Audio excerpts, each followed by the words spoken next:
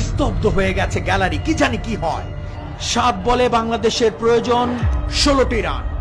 এবার কিন্তু মাহমুদুল্লাহ উড়িয়ে মেরেছেন, 1 ড্রপে 4 হয়ে গেল। শেষ ওভারের খেলা, বাংলাদেশের হাতে আছে 6টি বল, করতে হবে 12টি রান। ফিল্ডিংটা অবশ্য সাজিয়ে নিয়েছেন। এবার কিন্তু বল করলেন বোলার, দুর্ভাগ্য বাংলাদেশের, আউট হয়ে গেলেন শরীফুল ইসলাম। আমাদের সাথে প্রতিবার এমনই হয়। ঠিকই কইছেন, 140 রানে 1 উইকেট, অথচ দেখেন 290 রান হইতে হইতে 8 উইকেট পড়ে গেছে। আরে আল্লাহ, 1 উইকেট গেলে সব শেষ ভাই, বিশ্বকাপ শেষ আমাদের। তাসকিনকে হয়তো মাহমুদুল্লাহ এটাই বলছেন, এটা বিশ্বকাপ না, দেশের জন্য বিশ্বযুদ্ধ। 16 কোটি মানুষ দেখছে আমাদের, জিততে হবে দেশের জন্য। বলতে না বলতেই তাসকিন কিন্তু প্রথম বলে ডিপ পয়েন্ট দিয়ে সজোরে হাঁকালেন, বল চলে যাচ্ছে সীমানার দিকে এবং চার। একই করলেন তাসকিন, আবারও গর্জে উঠেছে বাংলাদেশ, গর্জে উঠেছে গ্যালারি। বাংলাদেশের 4 বলে প্রয়োজন 8 রান। পারবে কি বাংলাদেশ? বল করলেন বোলার, এবার কিন্তু ব্যাটে লাগাতে পারেননি। ওহো, তবে দৌড় দিয়েছেন তাসকিন, উইকেট কিপারের হাত থেকে বল ছুটে গিয়েছিল।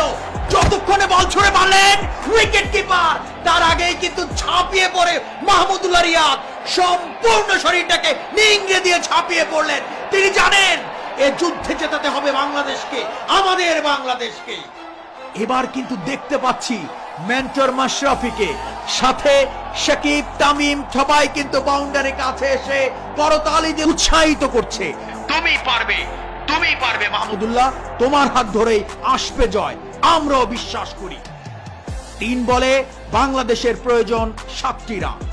বোলার কিন্তু বল করলেন, মাহমুদুল্লাহ উড়িয়ে মেরেছেন, ফিল্ডার কিন্তু দৌড়ে এসে ধরে ফেললেন। তৎক্ষণে কিন্তু 2 বারের মতো জায়গা পরিবর্তন করলেন, অর্থাৎ 2টি রান বাড়ল।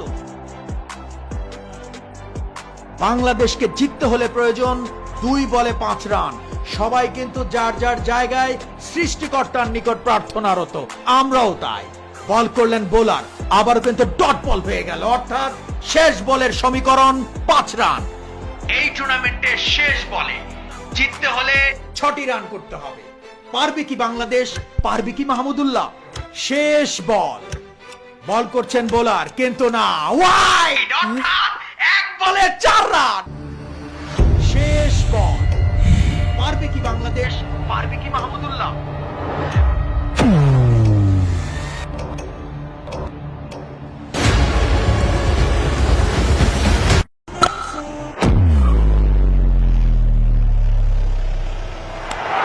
এবং ছক্কা!